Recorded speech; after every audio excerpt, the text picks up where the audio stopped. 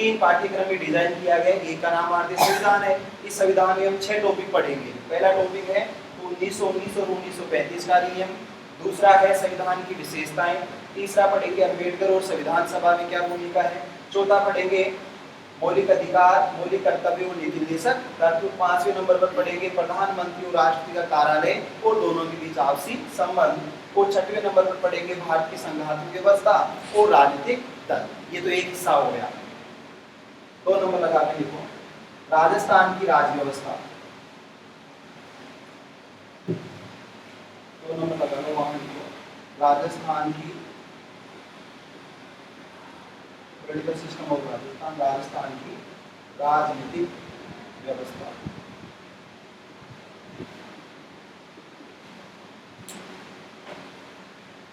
राजस्थान की राजनीतिक व्यवस्था।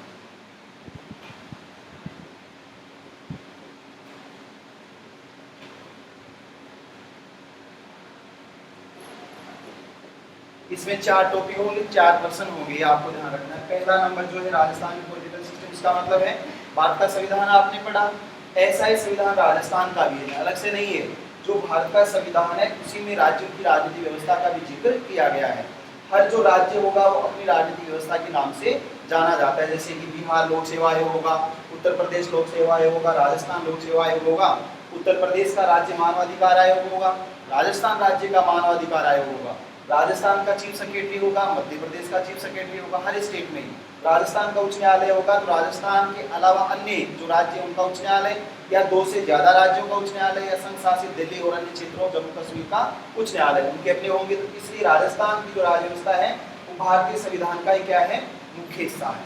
इसमें से 4 क्वेश्चन आएंगे, ये आपको जरूर आसान भी लगेंगे, लेकिन आपको ध्यान भी रखना है। 1 नंबर पर लगाकर लिखो, ए लगाकर राज्यपाल, गवर्नर ऑफ राजस्थान, राज्यपाल, मुख्यमंत्री व कैबिनेट, मुख्यमंत्री व कैबिनेट की शक्तियां,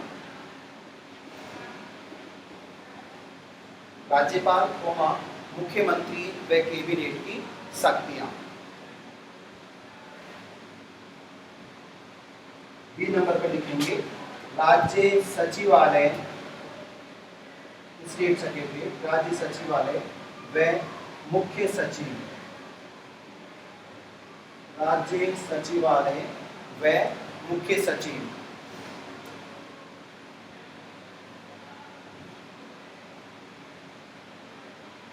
3 नंबर पर आरपीएससी और Rajasthan state human right commission. तीसरे नंबर पर आरपीएससी लिखो शॉर्ट में, राजस्थान पब्लिक सर्विस कमीशन और Rajasthan state human right commission, Rajasthan राज्य मानवाधिकार आयोग, इंग्लिश में लिखो RSHRC, Rajasthan state human right commission, और यहाँ पर राजस्थान पब्लिक सर्विस कमीशन। और चौथे नंबर पर है राजस्थान की पंचायती राज प्रणाली, राजस्थान की पंचायती राज प्रणाली। इनके राजस्थान में जो ग्रामीण शासन है उसको शामिल किया गया है। इसमें से 2 प्रश्न आते हैं लगभग। राजस्थान की पंचायती राज प्रणाली, ये आपके पाठ्यक्रम का दूसरा हिस्सा है। एक में भारतीय राजनीतिक व्यवस्था है, दूसरे में राजस्थान की राजनीतिक व्यवस्था है। इसमें से राज्यपाल का एक क्वेश्चन होगा, 1% मुख्यमंत्री और मंत्रिपरिषद या पावर का हो सकता है। दूसरा राजस्थान राज्य सचिवालय होगा जो मशीनरी है, और उस पूरे सचिवालय का मुख्य और पूरे राजस्थान प्रदेश का सबसे बड़ा ब्यूरोक्रेट जो होता है उसको स्टेट सेक्रेटरी ऑफ स्टेट के नाम से जाना जाता है। तीसरा क्वेश्चन इन दोनों में से एक आएगा, ये आपको एक आरपीएससी का भी आएगा और 1% ह्यूमन राइट कमीशन का भी आएगा। इसका हमेशा जो क्वेश्चन आता है वो या तो ये आता है कि किन मामलों में हस्तक्षेप नहीं कर सकता, या उसका संरचना कंपोजिशन जानते हो, कितने अध्यक्ष होंगे, कितने सदस्य होंगे, कार्यकाल कितना होगा, कौन हटाएगा, कैसे हटाएगा, इसके बारे में पूछा जाता है। चौथा जो भाग है वो राजस्थान की पंचायती राज व्यवस्था है, जो नागौर से शुरू होती है और वर्तमान में जो स्टेटस है पूरे देश में जो राज्य उनके अलावा, उसका एक क्वेश्चन होगा। ये दूसरा भाग है राजस्थान की व्यवस्था। 3 नंबर लगा के लिखो भारत और विश्व, ये लिख लिया ना सबने, भारत और विश्व।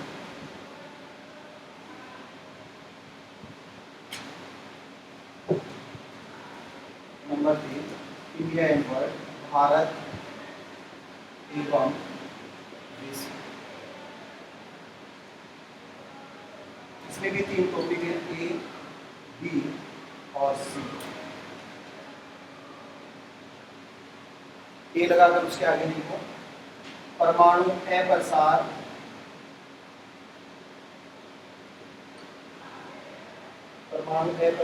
एवं संयुक्त राष्ट्र संघ में यूएनओ, परमाणु अप्रसार एवं संयुक्त राष्ट्र संघ में भारत की भूमिका।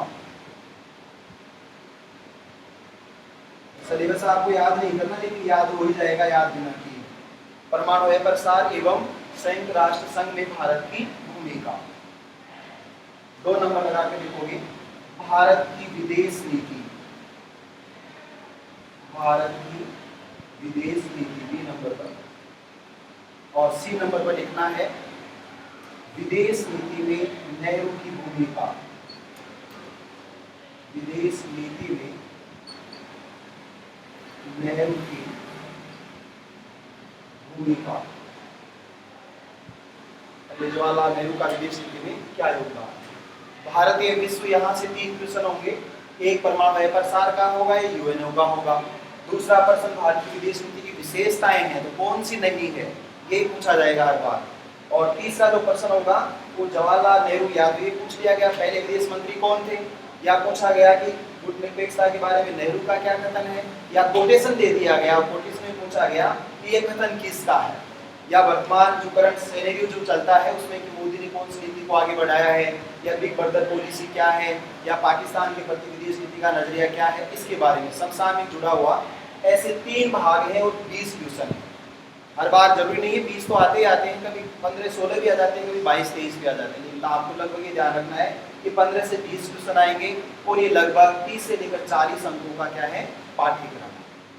ये अब आप हेडिंग लिख लो, पाठ्यक्रम शायद मेरे हिसाब से पूरा हो गया। इतना मैं पढ़ाऊंगा, इसमें से आपको पॉइंट जो मैंने लिखा है उसी के अनुसार अपन आगे बढ़ेंगे, जो आपको लिखना है।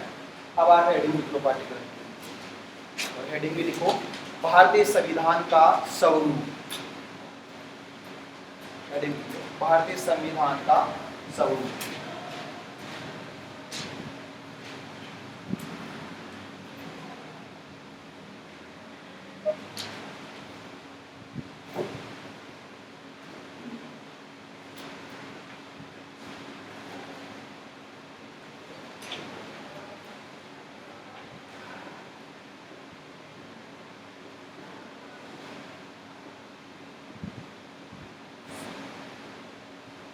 भारतीय संविधान का स्वरूप।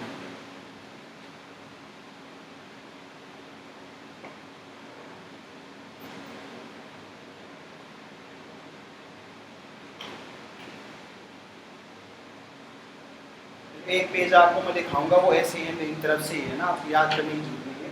वो इसलिए है ताकि मैं आपको 1919 का अधिनियम पढ़ाऊं, और जब 1935 का अधिनियम पढ़ाऊं तो आपको समझ में आ जाए, इसलिए उसका बैकग्राउंड है, वो याद करने की जरूरत नहीं, क्योंकि समझने के लिए कि जिस संविधान को हम पढ़ रहे हैं आज की तारीख में, जिसको भारत का संविधान कहते हैं, कि इंडियन कॉन्स्टिट्यूशन की बात भारत का नागरिक करता है, तो यह संविधान बना कैसे, उसकी आवश्यकता क्या थी, या किन लोगों ने संविधान को बनाया, या संविधान बनाने के लिए संघर्ष करना पड़ा, लड़ाई लड़नी पड़ी, या संविधान ऑटोमेटिक बन गया, संविधान लिखा गया है या नहीं लिखा गया है।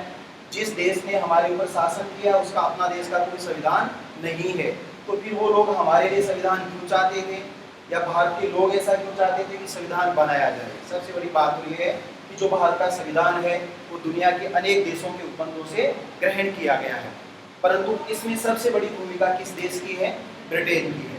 अगर ब्रिटेन हमारे ऊपर शासन नहीं करता तो हमारा संविधान नहीं होता, संविधान नहीं लिखा जाता, वह राजतंत्र ही होता, जो अभी भी अनेक देशों में चल रहा है। सऊदी अरेबिया की आप बात करो, संयुक्त अरब अमीरात की बात करो, वेटिकन सिटी की बात करो, बहुत से देशों में, थाईलैंड की बात करो, या म्यांमार की भी आप बात कर सकते हो, या टूटा फूटा पाकिस्तान की बात भी आप कर सकते हो, या श्रीलंका की जो दुर्दशा है वो भी आप बात कर सकते हो।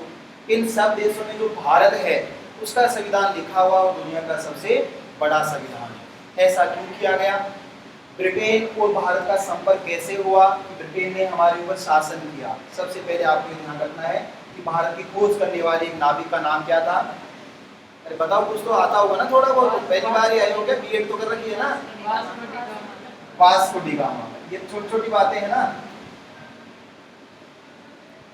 वास्को डी गामा ने भारतीय खोज कैसे की, इसका मतलब है, मैं पाता ना भूगोल पढ़ी गया आपने, भूगोल वाले सर पढ़ाएंगे तब देख लेना। विश्व का जो मानचित्र यहाँ तो है नहीं, विश्व का मानचित्र जब आप देखोगे तो आपको पता चलेगा कि कॉन्टिनेंटल और जो आपके ओशियन है, महाद्वीप और महासागर है, उसमें से एशिया और यूरोप महाद्वीप आपको दिखाई देगा। जो एशिया और यूरोप महाद्वीप है वो आपस में क्या हुआ है, जुड़ा हुआ है। ये आपका क्या है इधर अफ्रीका, ऐसे बनाता हूँ, समझ आता है। ये जो आपको दिखाई दे रहा है वो एशिया और यूरोप है जुड़ा हुआ, और इस एशिया और यूरोप में यह छोटा सा देश क्या है, भारत है। और यहाँ पर आपका ब्रिटेन है, ब्रिटेन के जस्ट बाद स्पेन है, फ्रांस है, यहाँ पुर्तगाल है, और यहाँ पर आपका टर्की है, और टर्की के जैसे आगे आप चलोगे ईरान है, इराक है, अफगानिस्तान है, पाकिस्तान और भारत। ये देश मैंने क्यों बताए, ये वो देश हैं जिन देशों से होकर भारत का व्यापार चलता था। जमीनी मार्ग था, स्थलीय मार्ग था, जल मार्ग की खोज नहीं हुई थी। जो पुर्तगाल है उसका राजा था हेनरी, और हेनरी इटली के दो नगरों से प्रभावित था। इटली के दो नगर थे, जेनेवा सबसे बड़ा नगर और फ्लोरेंस सबसे बड़ा नगर। हेनरी का ये मानना था कि हमारा भी भारत के साथ क्या हो, व्यापार हो। हर दुनिया का जो राजा है, हर देश का जो राजा है, वो चाहता है कि उसका व्यापार दूसरे देशों के साथ हो। जैसे आज भी हम चाहते हैं, चीन ये चाहता है कि भारत से व्यापार हो उसका, क्योंकि भारत को 70% सामान बेचता है। इसका मतलब चीन की जो अर्थव्यवस्था है उसमें भारत का सबसे बड़ा योगदान है। जो व्यापारी होगा उसका मुख्य उद्देश्य वस्तुओं और सेवाओं को बेचना और बदले में पैसा लेना होता है। चीन हमें बेचता है, हम खरीदते पैसे लेते, भला लड़ाई हो चाहे सैनिक बॉर्डर पर लड़े, नहीं लड़े, मरे, शहीद हो, हमें कोई मतलब नहीं है। चीन सामान बेचेगा और हमें सामान खरीदना ही पड़ेगा। अब सामान हम नहीं खरीदेंगे तो हमारी नीड जो पूरी नहीं होगी। चाहे वो दीपावली पर बंदूकें हो, पटाखे, ऐसे सामान हो, होली पर चाहे कलर हो, चाहे आपको जहाज बनाना हो, चाहे आदमी खरीदना हो। ये अलग बात है कि जिन जिन देशों को चीन ने सामान बेचा उन देशों की आर्थिक व्यवस्था बहुत बुरी तरह से क्षतिग्रस्त हो गई। श्रीलंका, ऐसा नहीं कि भारत में विश्वास नहीं किया इसलिए हम उसकी आलोचना कर रहे हैं, भारत ने साथ भी दिया, लेकिन श्रीलंका की अर्थव्यवस्था बहुत ज़्यादा क्या है इस समय आज की तारीख में खराब है। पाकिस्तान की अर्थव्यवस्था उससे कई गुना खराब होने वाली है। ऐसा नहीं कि इमरान चला गया इसलिए ऐसा है, उसके ऊपर जो कर्ज चीन ने दे रखा है, इवन नेपाल पर भी बहुत बड़ा कर्ज है। आने वाले समय में आपको ये सब देख ऐसे ही दिखेंगे, म्यांमार से लेकर श्रीलंका से लेकर ऊपर के आपके देशों तक आप देखोगे तो आपको ये लगेगा कि ऐसा कैसे हो गया। ऐसा आज की बात नहीं है, वर्षों से भारत ने सहयोग किया, भारत ने फ्री ऑफ कॉस्ट पर पैसा दिया है, लोन नहीं दिया है, और दिया तो उसको वापस नहीं दिया। चाहे गांधी ने पाकिस्तान को कर्जा दिलाया, हमने आज तक वापस नहीं दिया है, प्रशंसा की बात नहीं। लेकिन चीन ने, जब चीन लोन देता है तो उसकी टर्म और कंडीशन होती है, और जब आप नहीं दोगे तो वो हमला भी कर सकता है। इसी कारण से श्रीलंका की स्थिति क्या होगी, बहुत ज़्यादा खराब हो गई है। आने वाले समय में अन्य देशों की ऐसी दुर्दशा होने वाली है। यहाँ पर हेनरी ये चाहता था कि भारत से व्यापार, क्यों चाहता था, क्योंकि वह जेनेवा और फ्लोरेंस नगर की प्रसिद्धि से प्रभावित था। वो प्रसिद्ध क्यों थे, क्योंकि जेनेवा, टर्की की बात कर रहे हैं, इटली और टर्की के पास की, वो भारत से व्यापार करते थे। भारत से सस्ती कीमतों पर मसाले, विशेष रूप से काली मिर्च खरीदी जाती थी, इलायची खरीदी जाती थी, हीरे और जवाहरात खरीदा जाता था, और वह उन देशों में बेचा जाता था। उसके बदले में जो पैसा बचता था उसके कारण उस देश के लोग बहुत ज़्यादा अमीर थे। इसलिए हेनरी जब यहाँ व्यापार करना चाहता है तो हेनरी को समस्या क्या है, हेनरी को टर्की को क्रॉस करके आएगा, पुर्तगाल उसके उस तरफ है।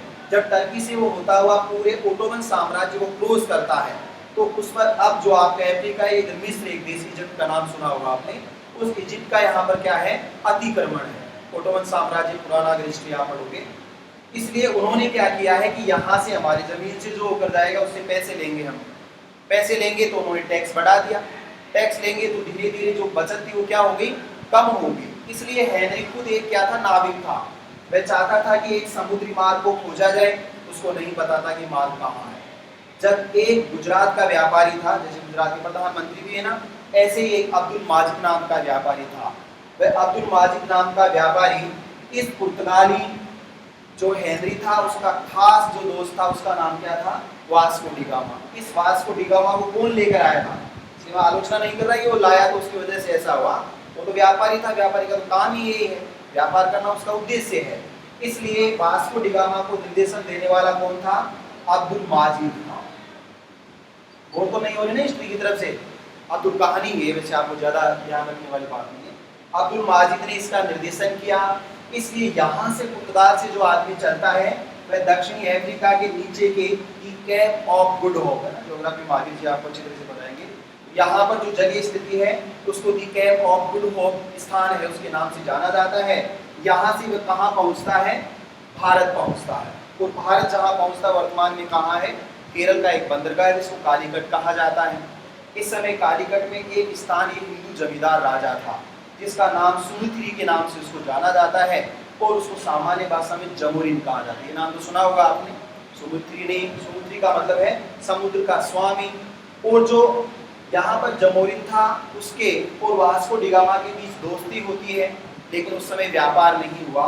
20 मई 1498 ईस्वी को वास्को डिगामा पहली बार भारत आया। 3 बार टोटल भारत आया है। हिस्ट्री वालों से पूछा जाएगा कि कितनी बार आया, तो 1501 में और 1503 में। जब 1503 में भारत आया तो पहली बार फ्रांसीसी गवर्नर को यहाँ अपॉइंट किया गया है, पुर्तगाली गवर्नर को। फ्रांसीसी डी अल्मोड़ा उसका नाम है, सुना हुआ है तो आपने। पहला गवर्नर था पुर्तगाल की तरफ से। ये 3 जहाज लेकर आया था, जमोरिन से उपहार लेकर गया, व्यापार नहीं किया। भारत में जब भी कोई अतिथि आता है, मान लो हमारे घर भी आए, कुंवर साहब आए तो बेगार की जाती है ना, ऐसे ही दूसरे देश का व्यक्ति यहाँ कुंवर साहब तो नहीं है लेकिन अतिथि है, अतिथि देवो भव है, इसलिए उन्होंने उनको क्या दिए, उपहार दिया है, कुछ भी नहीं दिया है। और उपहार में विशेष रूप से सामान वैसा ही व्यापारियों को जो दिया गया जिसको व्यापारी पसंद करते हैं। वास्को डिगामा वापस लौट जाता है, फिर से आता है, फिर वापस लौट जाता है और फिर से आता है, और आने के बाद यहाँ से व्यापार करना शुरू कर देता है। ये तो हो गई पुर्तगाल की बात। अब ब्रिटेन के लोग कैसे आए, जब आप भूगोल पढ़ोगे तो आपको जावा और सुमात्रा दूर दिखाई देंगे, अंडमान निकोबार के उधर दक्षिणी क्षेत्र में। तो यहाँ जावा और सुमात्रा में ब्रिटेन के लोगों की कोठियाँ थी जहाँ से जहाज आते थे और ब्रिटेन जाते थे, लेकिन इस मार्ग का उनको कोई भी पता नहीं था भारत के बारे में। जब पहली बार भारत आने वाले जहाज और यहाँ पुर्तगालियों के जहाज, ब्रिटेन का जहाज और पुर्तगालियों का जहाज आपस में टकराते हैं, और टकराने के बाद ब्रिटिश लोगों को ये पता चलता है कि जहाज कहाँ से आया है। इस संयोगपूर्ण दुर्घटना का वो उनके लिए अच्छी घटना थी, इसलिए इस घटना से उनको पता चला कि एक देश है जिसका नाम क्या है, भारत है, और वहाँ से अगर हम व्यापार करेंगे तो हमें क्या होगा, बहुत फायदा होगा। इस बात को लेकर रोल्फ फिंच 1583 में आता है, जॉन मिल्डेनहोर्न 1599 ईस्वी में आता है, और इसके बाद एक व्यापारी और जिसका नाम था जॉन, इतना ही नाम था इसका, जो 200 लोगों का सबसे बड़ा व्यापारी था ब्रिटेन में। जैसे आज है रिलायंस, अंबानी का नाम सुना होगा ना आपने, ऐसे जो उद्योगपतियों का समूह है उसके मालिक इस समय मुकेश अंबानी। तो यहाँ पर जो जॉन था वह एक कंपनी का मालिक था जिसको ईस्ट इंडिया कंपनी कहा जाता है। इस कंपनी का छोटा नाम है जॉन कंपनी, जॉन की कंपनी इसको कहते हैं। और इस कारण से 31 दिसंबर 1600 ईस्वी को एक कंपनी की स्थापना हुई जिसका नाम क्या था, ईस्ट इंडिया कंपनी। ये तो आपने सुना होगा, ये तो इसका छोटा सा नाम है जो बहुप्रचलित है। इसका निकनेम था जॉन कंपनी, और इसका बड़ा नाम था the governor and the East India Company to the merchant of East Indies. ये इनका पूरा बड़ा नाम है। वहाँ गवर्नर एक शब्द आपने देखा होगा, दी गवर्नर एंड कंपनी, तो गवर्नर भी होगा और गवर्नर की क्या होगी, कंपनी होगी। ये कंपनी भारत के साथ क्या करेगी, व्यापार करेगी। अब लिखो आप, पुर्तगाली नाविक वास्को डिगामा ने, पुर्तगाली दिखाया हुआ क्या पहले का, पुर्तगाली नागरिक वास्को डिगामा ने, अलग अलग वास्को डी और गामा, वास्को डिगामा ने गुजराती व्यापारी, पुर्तगाली नाविक वास्को डिगामा ने गुजराती व्यापारी अब्दुल माजिद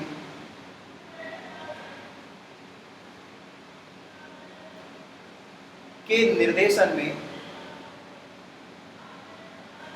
पुर्तगाली नाविक वास्को डी गामा ने गुजराती व्यापारी अब्दुल माजिद के निर्देशन में 20 मई 1498 ईस्वी को,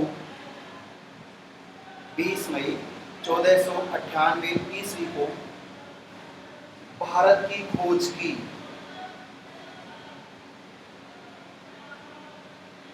मई 1498 ईस्वी को भारत की खोज की। नेक्स्ट लाइन, ब्रिटिश व्यापारी ब्रिटिश व्यापारी जॉन JOH ब्रिटिश व्यापारी जॉन के नेतृत्व में ब्रिटिश व्यापारी जॉन के नेतृत्व में 200 व्यापारियों का समूह है। ब्रिटिश व्यापारी जॉन के नेतृत्व में 200 व्यापारियों का समूह है। ब्रिटिश महारानी एलिजाबेथ प्रथम ब्रिटिश महारानी एलिजाबेथ प्रथम से मिला। ब्रिटिश व्यापारी जॉन के निर्देशन में 200 व्यापारियों का समूह है। ब्रिटिश महारानी एलिजाबेथ प्रथम से मिला। नेक्स्ट लाइन, महारानी की अनुमति से, लाइन चेंज कर देना, महारानी की अनुमति से, महारानी की अनुमति से 31 दिसंबर 1600 ईस्वी, महारानी की अनुमति से 31 दिसंबर 1600 ईस्वी को ईस्ट इंडिया कंपनी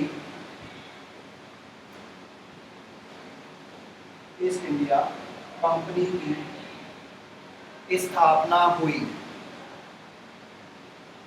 महारानी की अनुमति से 31 दिसंबर 1600 ईस्वी को, अंडरलाइन कर दो इसको, 31 दिसंबर 1600 ईस्वी को ईस्ट इंडिया कंपनी की स्थापना हुई।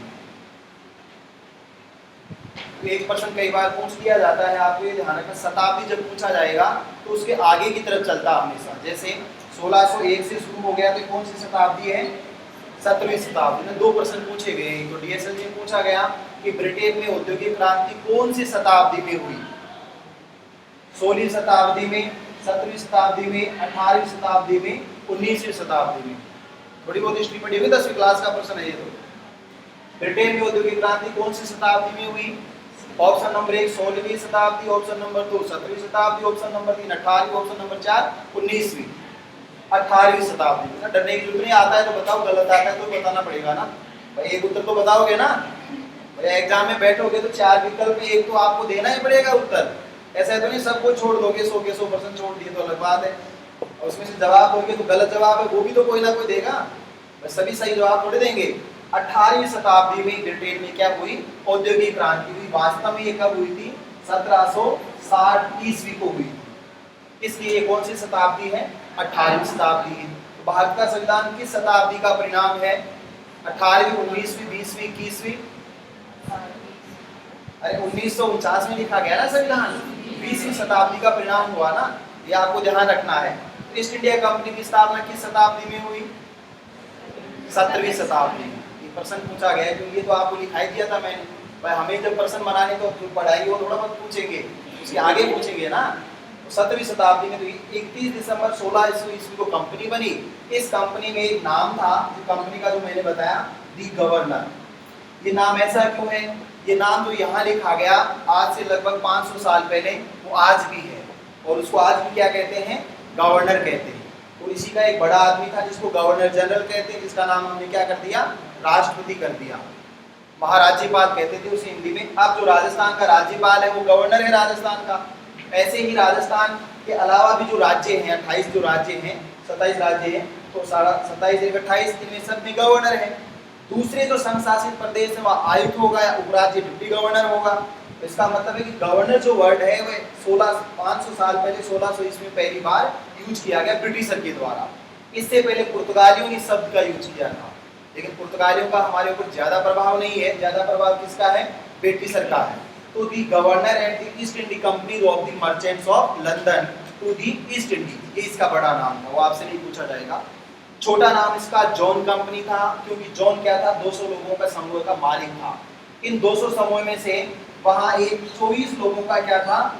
निदेशक मंडल था ब्रिटेन में, यहाँ कभी नहीं आया वो। 200 में से 24 आदमी सबसे अच्छे उद्योगपति थे, सबसे ज्यादा पैसे वाले इंडस्ट्रियल थे, उद्योगपति। ये आदमी तय करते थे कि ब्रिटेन दुनिया में कौन कौन से देशों से व्यापार करेगा। ये लोग मिलकर महारानी से या जो भी सम्राट था उससे मिलते थे, उससे अनुमति लेते थे और दूसरे देश से व्यापार करते थे। ऐसा ही एग्जैक्ट हुआ 200 लोगों के समूह यानी जॉन के नेतृत्व में ब्रिटिश महारानी से मिले और भारत से व्यापार करने की क्या मिली, अनुमति मिली। इसकी मृत्यु हो जाती है। उसके बाद सम्राट जॉन द्वितीय राजा बनता है, उससे अनुमति लेते हैं। हर बार जो भी राजा बनेगा राजा से अनुमति ली जाएगी। जब अंग्रेज अपने राजा से अनुमति लेते थे तो उसको क्या कहते थे, इंग्लिश में उसको चार्टर कहते थे और हिंदी में क्या कहते थे, राजा ने लिखकर जो आदेश दिया है उसको क्या कहते हैं, राजलेख कहते हैं। पहला अधिनियम क्या था, 1600 का राजलेख। हमारे उस समय मुगल काल था और मुगल राजा से जो हम कभी परमिशन लेते थे तो उसको क्या कहते थे, फरमान कहा जाता था। ये थोड़ा रिजिड वर्ड है फारसी भाषा में, फरमान का शाही आदेश इसको कहते हैं। शाही यानी राजा और राजा का आदेश, क्योंकि हमारे यहाँ अंग्रेजी नहीं चलती, अंग्रेजी तो बाद में आई है ना। तो हमारी जो भाषाएं चलती हैं पहले पाली और प्राकृत चलती है, फिर रीजनल लैंग्वेज चलती हैं, और अरबी और फारसी मोहम्मदन के समय, इस्लाम के समय। तो फारसी जो भाषा है फरमान इसको कहते हैं। फरमान का मतलब राजा जब आदेश देता है उसको फरमान कहा जाता था। यहाँ तक अकबर तो पढ़ा लिखा ही नहीं था, फिर अकबर कैसे आदेश देता था, अकबर का जो आदेश होता था मौखिक आदेश, उसको लिखा जाता था बीरबल जैसे विद्वानों के द्वारा, वह आदेश फरमान होता था। अकबर ने कोई मंजूरी नहीं दी, अकबर के बाद जहांगीर और अन्य शाहजहां थे उन्होंने अनुमति दी, अकबर ने नहीं दी है। इसका मतलब है कि भारत में भी राजतंत्र था, ब्रिटेन में भी राजतंत्र था। भारत में आज लोकतंत्र है, ब्रिटेन में संवैधानिक राजतंत्र है। हम आजाद हो गए ब्रिटेन से, लेकिन ब्रिटेन में अभी भी क्या है, राजा को उतनी ही तवज्जो, इज्जत और सम्मान, ऑनर दिया जाता है जितना हम राष्ट्रपति को प्रदान करते हैं। जितना हम सूर्य के अर्घ देते हैं वैसे ही राजा को क्या मानते हैं, देवता मानते हैं। जापान में भी ऐसा है, और ऑस्ट्रेलिया जो गुलाम देश है वो भी ब्रिटेन के राजा को अपना क्या मानता है, राजा मानता है। हालांकि उन्होंने ऑफिशियली ऐसा डिक्लेरेशन दे रखा है कि वो राष्ट्रमंडल, तो जानते हो ना राष्ट्रमंडल, ब्रिटेन के जो गुलाम देश थे उन लोगों का संगठन क्या कहलाता है, कॉमनवेल्थ कहलाता है। और कॉमनवेल्थ का भारत भी क्या है, सदस्य है। पर नेहरू ने कहा हम चाहे तो सदस्यता कभी भी छोड़ सकते हैं। कॉमनवेल्थ का सदस्य होने का मतलब ये नहीं कि ब्रिटेन का राजा हमारा राजा होगा, लेकिन ऑस्ट्रेलिया का यह मानना है कि अगर हम सदस्य हैं तो ब्रिटेन का जो राजा वो हमारा क्या होगा, राजा होगा। इसलिए ऑस्ट्रेलिया एकमात्र ऐसा गुलाम देश है जो अभी भी ब्रिटेन के राजा को अपना राजा मानता, बाकी पाकिस्तान भी नहीं मानता और हम भी नहीं मानते। नेक्स्ट लाइन, जून 1757 ईस्वी को, जून 1757 ईस्वी को प्लासी के युद्ध में, जून 1757 ईस्वी में प्लासी के युद्ध में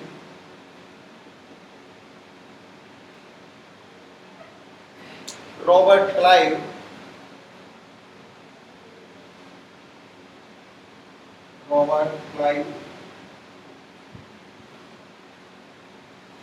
ब्रिटिश व्यापारी को विजय मिली। रॉबर्ट क्लाइव ब्रिटिश व्यापारी को विजय मिली।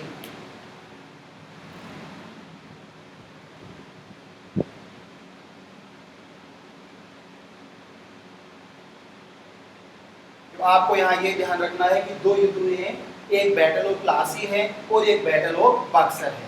एक युद्ध अक्टूबर 1764 में होता है और पहला युद्ध जून 1757 में होता है। 23 जून 1757 को जो युद्ध होता है वह बंगाल के नवाब को लेकर होता है। बंगाल का जो राजा था नवाब मीर जाफर है, और विश्वासघात के कारण मीर जाफर युद्ध हार जाता है। उसी का जो रिश्तेदार होता है, मोहम्मदन होते हैं, उसी का रिश्तेदार होता है वो मीर कासिम होता है, दोहित्र होता है। और मीर कासिम ने, पहले जाफर ने धोखा किया, फिर मीर कासिम ने धोखा किया, फिर दोनों के साथ धोखा हुआ। जैसे कहते हैं कि धोखा जब करते हैं तो ईश्वर एक होता है ना, आप धोखा करते तो आपके साथ धोखे होने की उम्मीद बहुत ज्यादा बढ़ जाती है। मीर जाफर ने सोचा कि मैं राजा बन जाऊं, जाफर भी राजा नहीं बन पाया, नवाब कहते थे, और मीर कासिम भी राजा नहीं बन पाया, दोनों ही चले गए। उल्टा विपरीत स्वरूप में ब्रिटेन के जो बाबू थे वो क्या बन गए, बंगाल के नवाब बन गए। उन्होंने दीवानी अधिकार भी ले लिए और लड़ाई झगड़े का अधिकार, दोनों अधिकार ले लिए। दीवानी और फौजदारी कहते थे। जून 1757 को प्लासी का युद्ध हुआ। बंगाल से 57 युद्ध, प्लासी नाम का स्थान आज भी है। यहाँ पर युद्ध में रॉबर्ट क्लाइव बंगाली बाबू था, विशेष रूप से अंग्रेज बाबू इसको कहते थे। इसके नेतृत्व में सेनाएं लड़ी, सेनापति नहीं था ये केवल एक अकाउंटेंट था। इस अकाउंटेंट ने क्या किया कि जो मीर जाफर के विद्रोही थे उसको अपनी तरफ मिला लिया। सेठ अमीचंद जैसे लोग थे जो चाहते थे कि पैसा उनको मिले, मीर कासिम जो चाहता था कि कुर्सी उसको मिले, और जो बैंकर थे वो चाहते थे कि लोन उनसे लिया जाए। साहूकार होते थे, बैंक तो होते नहीं थे, पैसा उनसे लिया जाए। सब लोगों ने मिलकर मीर जाफर का क्या किया, विद्रोह कर दिया। विपरीत सेना विपरीत चली गई, इसलिए मीर जाफर को युद्ध हारना पड़ा, सत्ता चली गई। मीर कासिम को बैठाया, 1760 की संधि हुई, लेकिन अब कासिम को भी हार का सामना करना पड़ा। फिर से मीर जाफर को ले आए, न मीर जाफर बचा न मीर कासिम, उल्टा ये हो गया। अवध का जो नवाब था उसको भी सिराजुद्दौला, और एक जो दिल्ली का मुगल बादशाह था शाह आलम द्वितीय। इस बार प्लासी के युद्ध में एक राजा हारा, और जो बक्सर का युद्ध था उसमें कितने राजाओं को हारना पड़ा? 3 राजाओं को। एक तो बंगाल का निष्कासित नवाब कासिम तो था ही था साथ में, इसके अलावा जो सिराजुद्दौला 2 थे, सिराजुद्दौला और एक सिराजुद्दौला, सिराजुद्दौला और एक नवाब शाह आलम द्वितीय, इन तीनों ने युद्ध लड़ा। इस बार ब्रिटिश जो सेना थी उसका नेतृत्व मुनरो ने किया, थॉमस मुनरो उसका नाम है, थॉमस मुनरो। थॉमस मुनरो युद्ध जीत गया, और बक्सर के युद्ध में तीनों राजा हार गए। हारने का परिणाम ये हुआ कि न केवल बंगाल की सत्ता आ गई, अवध पर भी इनका कब्जा हो गया, और दिल्ली पर भी इनका क्या हो गया? अतिक्रमण हो गया, नियंत्रण हो गया, जिसके कारण धीरे धीरे इन्होंने क्या किया? अपना व्यापार और ज्यादा बढ़ाया। इनका काम उतना ही था, केवल शासन नहीं चाहते थे, पैसा चाहते थे। पैसे के बल पर उन्होंने राजाओं को कहा कि आपको पैसा देंगे, आप सेना भर्ती करो और आप भी लड़ाई लड़ो।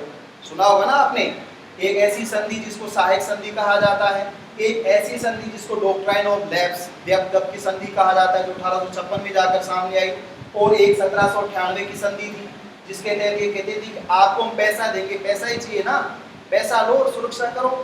राजा जो था, राजा का काम ये था कि पैसा आप लो और हमें दो, फिर युद्ध लड़ो, हम आपको वापस क्या देंगे? पैसा देंगे। टैक्स ये लगाते थे, टैक्स लेता कौन था? भारतीय लेते थे।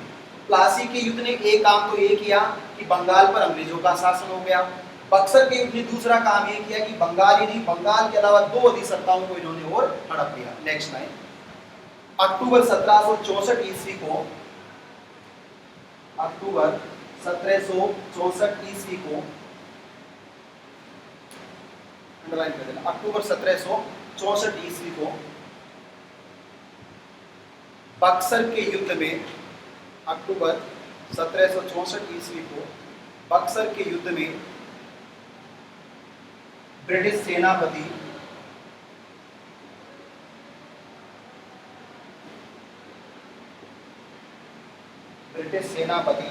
थॉमस मुनरे को विजय मिली।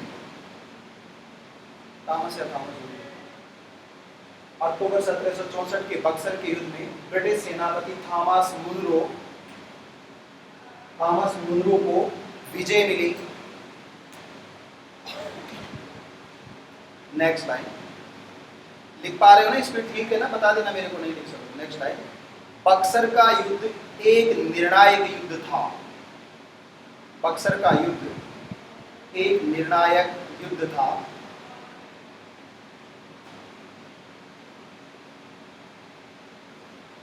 जिसके परिणाम स्वरूप, निर्णायक युद्ध को अंडरलाइन कर दो, बक्सर का युद्ध एक निर्णायक युद्ध था, जिसके परिणाम स्वरूप बंगाल, अवध और दिल्ली, जिसके परिणाम स्वरूप बंगाल, अवध और दिल्ली या दिल्ली क्षेत्रों के ऊपर, बंगाल, अवध और दिल्ली क्षेत्रों के ऊपर ईस्ट इंडिया कंपनी के व्यापारियों का, ईस्ट इंडिया कंपनी के व्यापारियों का अधिकार हो गया। बक्सर का युद्ध एक निर्णायक युद्ध था, इसके परिणाम स्वरूप बंगाल, अवध और दिल्ली के क्षेत्र पर, इसके परिणाम स्वरूप बंगाल, अवध और दिल्ली के क्षेत्र पर ईस्ट इंडिया कंपनी के व्यापारियों का अधिकार हो गया।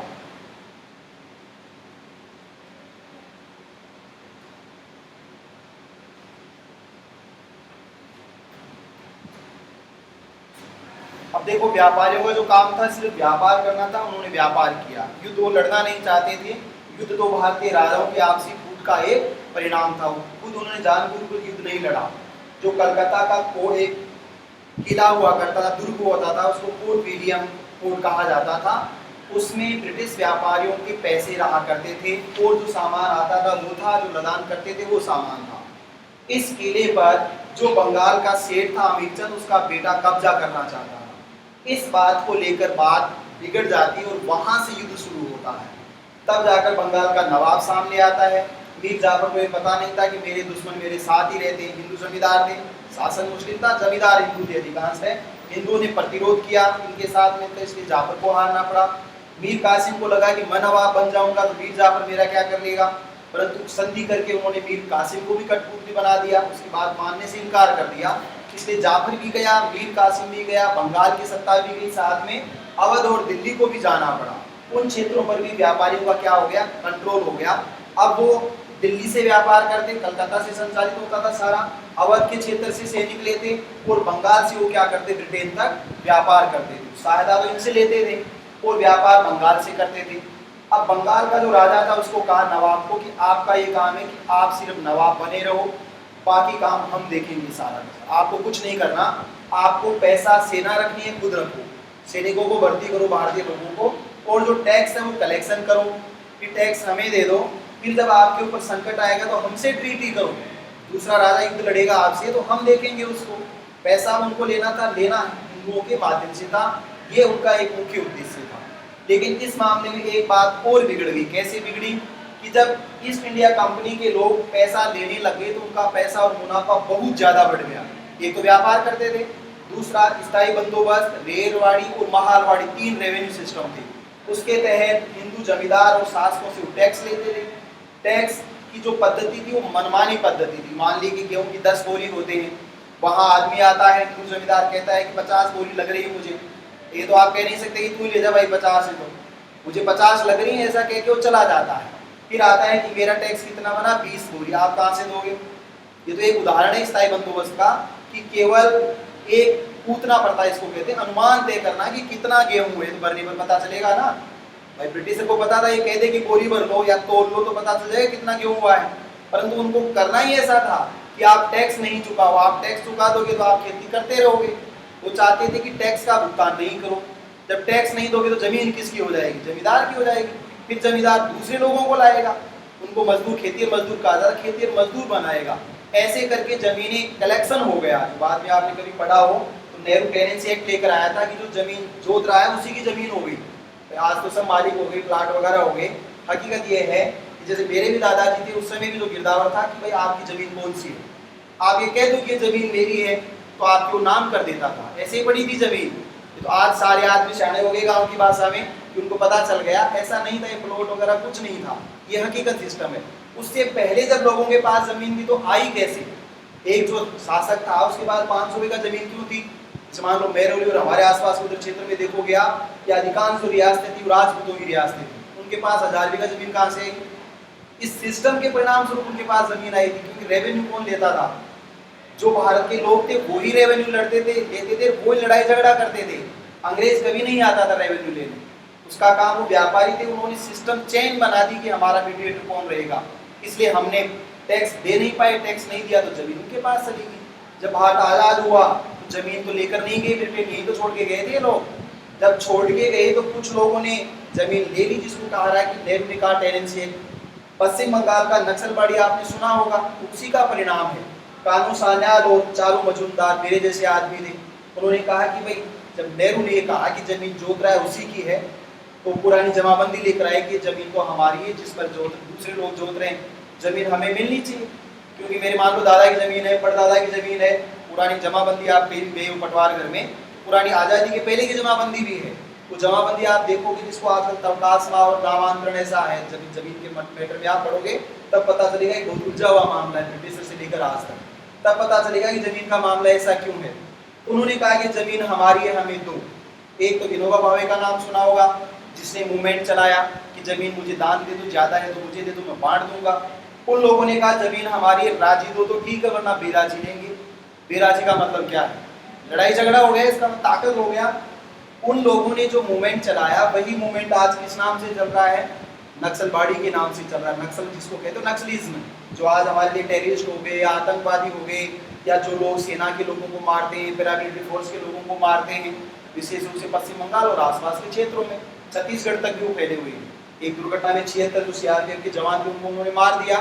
मारना उनकी मजबूरी है ऐसा उन्होंने किया, इसका मतलब ये नहीं कि मैं नक्सलवाद का समर्थन कर रहा हूँ, परंतु जो सिस्टम था उस सिस्टम का ही परिणाम है, उसका नतीजा है। इसलिए जो बंगाल, अवध और दिल्ली पर नियंत्रण हुआ, भूमि बंदोबस्त व्यवस्था के द्वारा उन्होंने टैक्स सिस्टम को जनरेट कर दिया और अपनी जो आमदनी थी उसको बढ़ा दिया। इसलिए वहां एक इन्वेस्टिगेशन कमीशन बैठाया गया ब्रिटेन में कि जो ईस्ट इंडिया कंपनी के व्यापारी हैं वो भारत में व्यापार कैसे कर रहे हैं, इसकी जांच की जाए। जब जांच की गई तो ये पता चला कि वो लोग तो लूट रहे हैं हिंदुस्तान के लोगों को, उनको रोका कैसे जाए? भाई व्यापार तो प्राइवेट थे ना, सरकारी थोड़े थे। इसलिए ब्रिटिश सरकार ने इंटरफेयर किया। कमीशन की रिपोर्ट के आधार पर ये कहा कि ईस्ट इंडिया कंपनी का जो काम है उसको हम देखेंगे। उसकी रिपोर्ट हर सप्ताह आप 7वें दिन कहाँ भेजोगे? डाक हाउस में तार टेलीग्राफ के माध्यम से ब्रिटेन भेजोगे कि कितना पैसा आया है, कितना पैसा खर्च हो गया, रिमेनिंग अमाउंट कितना है। इसका मतलब रिपोर्टिंग आइटम बना दिया। इस आइटम को बनाने के लिए अधिनियम लेकर आए, और जो अधिनियम लेकर आए वो अधिनियम क्या था? 1773 का अधिनियम था। तो क्या आदत पड़ी हो, मैंने सोचा यहाँ से लगाऊंगा ना तो सवालों की तरह चला है।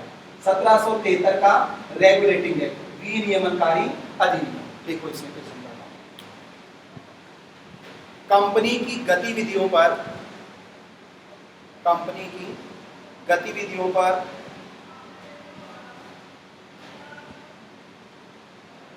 नियंत्रण करने के लिए, कंपनी की गतिविधियों पर नियंत्रण करने के लिए, नियंत्रण को अंडरलाइन कर दो। कंपनी की गतिविधियों पर नियंत्रण करने के लिए ब्रिटिश सरकार ने, कंपनी की गतिविधियों पर नियंत्रण करने के लिए ब्रिटिश सरकार ने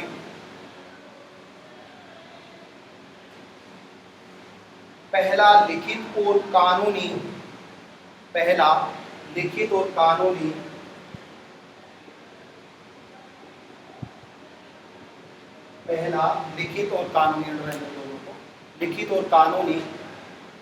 दस्तावेज जारी किया। कंपनी की गतिविधियों पर नियंत्रण करने के लिए ब्रिटिश सरकार ने पहला लिखित और कानूनी, दोनों शब्दों को अंडरलाइन कर दो, लिखित और कानूनी, रिटन एंड लीगल, पहला लिखित और कानूनी दस्तावेज, दस्तावेज जारी किया जिसे,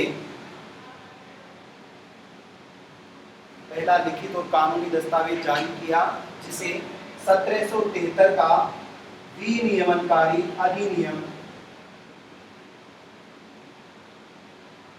1773 का विनियमनकारी अधिनियम कहा जाता है। पहला लिखित और कानूनी दस्तावेज जारी किया जिसे 1773 का विनियमनकारी अधिनियम कहा जाता है।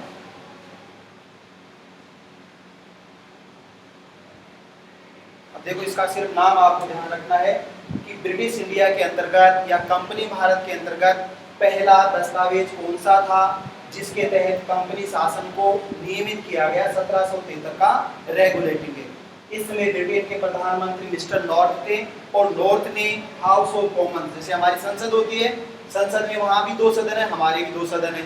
वहां British Raja house of common सभा और लोक सभा को ब्रिटिश संसद कहते हैं।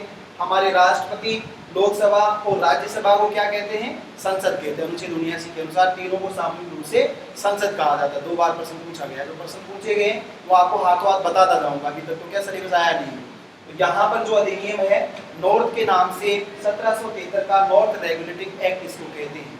ये पहला अधिनियम था जो लिखित रूप से लिखा गया, और जो लीगल डॉक्यूमेंट्स था कि अब ईस्ट इंडिया कंपनी क्या करेगी, इतने दिन तो व्यापार करेगी, उसका निजी मामला था, वो कितने पैसे कमाए, चाहे घाटे में जाए वो जाने, उनका काम जाने। लेकिन अब क्या कर दिया कि वो घाटे में जाएंगे तो भी सरकार को बताएंगे, और जो मुनाफा करेंगे कमाएंगे वो भी सरकार को बताएंगे। घाटे में जाएंगे तो सरकार पैसा देगी, या ये कह देगी बंद कर दो व्यापार, और अगर फायदे में रहेगी तो सरकार फायदे को ले लेती है। जैसे आपने देखा होगा रील कंपनी राजस्थान में है, या महारत्न कंपनी है, इंडियन ऑयल कंपनी है, या जितनी तेल कंपनियां आपको दिखाई दे रही हैं, जो फायदा देने वाली कंपनियां थी, सरकार ने डिसइन्वेस्टमेंट कर दिया, सरकार की अपनी पॉलिसी है। लेकिन ये कंपनियां तो महारत्न कंपनियां हैं और सरकार को पैसा कमा के देती हैं, तो कमा के देती हैं तो सरकार के रेवेन्यू के सोर्स होते हैं। सरकार पैसा कहाँ से लाती है? ऐसा तो है नहीं कि आरबीआई को कहे पैसा छाप दे, मोदी ले ले, ऐसा तो हो नहीं सकता। पैसा छापता है तो डायरेक्ट सरकार को नहीं देता रिजर्व बैंक, तो मार्केट में रन करता है। मार्केट में सरकार टैक्स लगाती है, डायरेक्ट टैक्स होते हैं, इनडायरेक्ट टैक्स होते हैं, फाइन होते हैं, जुर्माने, तमाम तरह के शुल्क होते हैं। वो पैसा जाता है। दूसरा, सरकार के खुद के उपक्रम होते हैं, जैसे रेलवे है, तो रेलवे पैसा कमा कर देगा तो कौन लेगा? भारत सरकार लेगी। ऐसे ही ये पैसा कमाएंगे तो कहाँ जाएगा? ब्रिटेन जाएगा। अब व्यापारियों को क्या फायदा इस बात से? इस बात से व्यापारियों को कोई फायदा ही नहीं है हकीकत में। इसलिए व्यापारियों ने अब पैसा कमाने से ज्यादा ध्यान किस पर देना शुरू कर दिया? शासन करने पर ध्यान देना शुरू कर दिया। अब तक तो पैसा कमाए तो उनका खुद का मामला था, अब पैसा कमाएंगे तो सरकार ले लेगी, तो पैसा क्यों कमाएं? ये मानो नहीं, सरकारी कार्मिक है, वो अगर ज्यादा मेहनत करेगा फायदा होगा तो किसका फायदा है? उसको ये लगता है, कार्मिक को ये लगता है कि सरकार का फायदा है, और वो बैठा रहेगा, काम चोर रहेगा तो उसकी तनख्वाह में तो घाटा है नहीं, उसको ऐसा लगता है, इसलिए वो काम नहीं करता है। यहाँ भी ब्रिटिशर ने एग्जैक्ट ऐसा ही किया कि जब अधिनियम ले आए तो हम रिपोर्ट कर देंगे, घाटा है तो आप देखो, मुनाफा है तो आप रख लेना। इस अधिनियम के माध्यम से उन्होंने क्या कि शासन कैसे चलेगा ये भी कह दिया कि कंपनी का शासन करने के लिए यहाँ एक व्यवस्था स्थापित की गई जिसे 5 लोगों का समूह कहा जाता था। इस एक आदमी को क्या कहते थे? गवर्नर। इसका नाम क्या रख दिया गया? राज्यपाल, गवर्नर रख दिया गया। और ये जो 4 आदमी थे इनका नाम क्या रख दिया गया? पार्षद, काउंसलर्स उनको कहा जाता था। ये 5 लोग बंगाल का शासन चलाएंगे। इन्हीं 5 लोगों में संख्या बढ़ती रहेगी, कम होती रहेगी। इन 5 लोगों का क्या काम था? व्यवस्थापिका भी यही थे, कार्यपालिका भी यही थे और न्यायपालिका भी यही थे। तीनों काम इनके पास ही हुआ करते थे। हालांकि न्याय के लिए अलग से कोर्ट बनाया गया जिसको कलकत्ता का हाई कोर्ट कहते हैं 1774 में, लेकिन कलकत्ता के हाई कोर्ट के खिलाफ ये मैम सुनते थे और इन दोनों के खिलाफ ब्रिटेन की प्रिवी काउंसिल में अपील होती थी। ऐसा करके उन्होंने शासन व्यवस्था को अपने हाथ में ले लिया। ये जो 5 लोग दिखाई दे रहे हैं आज क्या है? यही 5 लोग लोकसभा है भारत की, ये राज्यसभा, यही क्या है? राष्ट्रपति। ये एक आदमी, ये तो राष्ट्रपति हो गया। और ये जो 4 लोग थे जिनके पास 3 काम थे उनको डिवाइड कर दिया गया। 1919 का अधिनियम जब आपको पढ़ाएंगे तो इनकी संख्या कितनी हो गई थी? 8 + 1 ऐसे लोग थे। जब 1947 में आप जाओगे 46 सितंबर 46 में, तब इनकी संख्या 13 + 1 14 लोगों का मंत्रिमंडल पढ़ा होगा आपने। आजादी के बाद भी 14 लोग ही थे और अब ये किसमें बदल गए हैं? यही लोग आज की मंत्रिपरिषद और प्रधानमंत्री और राष्ट्रपति हैं। इसलिए व्यवस्थापिका, कार्यपालिका और न्यायपालिका के स्वरूप में इनको स्थापित किया गया। इसलिए ये बताना जरूरी है कि 1773 में जो काम हमने किया ब्रिटिश ने, वही आज भारत में क्या है? लागू है। ये जो गवर्नर था वह गवर्नर जनरल बना आगे चलकर, और यही गवर्नर जनरल स्वतंत्र भारत में राष्ट्रपति के रूप में स्थापित हुआ। ये जो 4 लोग थे वो लोकसभा और राज्यसभा के रूप में और मंत्रिपरिषद के रूप में आज क्या कर रहे हैं? कार्य कर रहे हैं। Next line. 1757 से 1857 तक, 1757 से 1857 तक ईस्ट इंडिया कंपनी ने, 1757 से 1857 तक ईस्ट इंडिया कंपनी ने कंपनी भारत पर शासन किया। 1757 से 1857 ईस्वी तक ईस्ट इंडिया कंपनी ने कंपनी भारत पर शासन किया। इसका मतलब है 3 तरह के भारत की बात कही गई, आपको ध्यान रखना है। एक जो भारत है उसका क्या नाम है? कंपनी भारत। ये कंपनी भारत का मतलब है कि इस भारत पर कंपनी का क्या था? शासन था। और ये कब से कब था?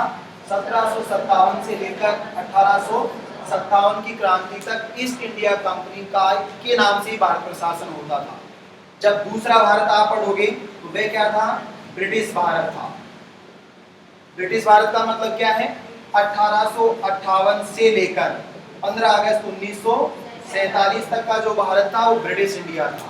ब्रिटिश सरकार के सीधे जो आदेश थे वो लागू होते थे केवल ब्रिटिश प्रांतों पर और चीफ कमिश्नर क्षेत्रों पर, राजाओं पर नहीं। यहाँ 2 तरह के भारत थे। तीसरा जो भारत है उसका नाम क्या है? डोमिनियन भारत है, जिसको क्या कहा जाता है? औपनिवेशिक भारत। 15 अगस्त 1947 से लेकर 25 जनवरी 1950 तक का जो भारत था उसको क्या कहा जाता है? डॉक्यूमेंट्स की बात कर रहा हूँ, डोमिनियन स्टेट ऑफ इंडिया कहते हैं। और 26 जनवरी से जो भारत है वो हमारा भारत है, जिसको आप क्या कहते हो? रिपब्लिक और इंडिपेंडेंट इंडिया के नाम से इसको जाना जाता है। पासपोर्ट आपके पास उस पर लिखा हुआ है रिपब्लिक इंडिया, गणतंत्र भारत है और वह स्वतंत्र क्या है? भारत है। ये ब्रिटिश कंपनी भारत था, फिर ब्रिटिश इंडिया है, इसी नाम से जाना जाएगा। ये डोमिनियन भारत है आज़ादी के बाद, और जब संविधान लागू हो गया, लागू होने का मतलब है पूरी तरह से लागू हो गया, तब हमारा संविधान लागू होते हमारा देश क्या बन गया, स्वतंत्र और गणतंत्र बन गया। इसका मतलब 26 नवंबर 1949 को भारत गणतंत्र नहीं था। वह गणतंत्र कब बना, 26 जनवरी 1950 को बना। ये भी आपको ध्यान रखना, पूछा गया प्रश्न कि भारत गणतंत्र कब बना, 26 जनवरी 1950 को। फिर पूछा गया भारतीय संविधान की प्रस्तावना कब लागू हुई, 26 नवंबर 1949 को, ऑप्शन नंबर 1। ऑप्शन नंबर 2 24 जनवरी 1950 को। ऑप्शन नंबर 3 26 जनवरी 1950 को। ऑप्शन नंबर 4 15 अगस्त 1947 को। क्या बताओगे, भारत की संविधान की प्रस्तावना कब लागू हुई? पीछे से आप बोलो, आप बताओ। 26 जनवरी 1950, क्योंकि संविधान की प्रस्तावना में एक वर्ड लिखा हुआ है, और वो वर्ड क्या, बहुत से वर्ड, उनमें से एक वर्ड है गणतंत्र। और गणतंत्र कब बना, 26 जनवरी 1950 को बना। इसी शब्द के कारण संविधान की प्रस्तावना उस दिन लागू नहीं हुई जिस दिन 16 अनुच्छेद लागू हुए थे, 394 सहित। ये कब लागू हुई, 26 जनवरी 1950 को, क्योंकि भारत इस वर्ड के कारण प्रस्तावना को हमने पहले लागू नहीं किया, बाद में लागू किया। ये भी आपको ध्यान रखना है। नेक्स्ट देखो, 1858 से 15 अगस्त 1947 तक, 1858 से 15 अगस्त 1947 तक इसे ब्रिटिश भारत के नाम से जाना जाता है। इसे ब्रिटिश भारत के नाम से जाना जाता है।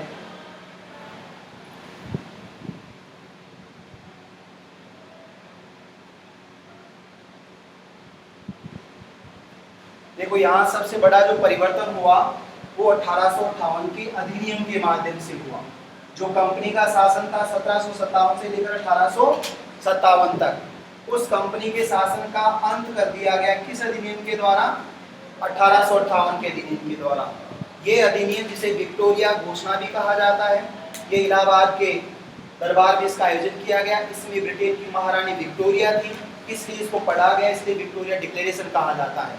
इस अधिनियम में ये कहा गया कि कंपनी शासन का अंत किया जाता है और उसके स्थान पर ब्रिटिश संसद का शासन शुरू किया जाता है। अब जब भारत पर शासन होगा, आदेश जारी किए जाएंगे, ब्रिटेन की संसद जारी करेगी, राजा जारी करेगा, और यहाँ पर 2 इकाइयाँ होंगी।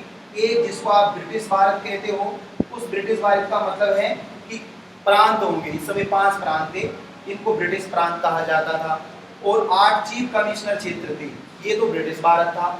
दूसरा भारत था, उसको स्थानीय भारत या नेटिव इंडिया कहा जाता था, राजाओं का भारत, देसी राज्य इनको कहा जाता था, राजाओं का भारत। इन राजाओं पर ब्रिटिश संसद का कोई कानून लागू नहीं होता था। इसलिए आपको ध्यान है कि संविधान सभा शुरू होगी, उसके बाद भी रियासत के लोग आए नहीं थे, उन लोगों ने भाग नहीं लिया। फिर रियासत वार्ता समिति बनाई पटेल के नेतृत्व में। फिर उस कमेटी ने हर राजा से बातचीत करके, हाथ जोड़कर या डरा धमकाकर, जो भी तरीका था, उन 162 रियासतों को एकीकृत किया। Sardar iron man of India Patel के द्वारा उनसे बातचीत करके विलय पत्र पर साइन करा के उनको भारत में मिलाया, इस भारत में मिलाया।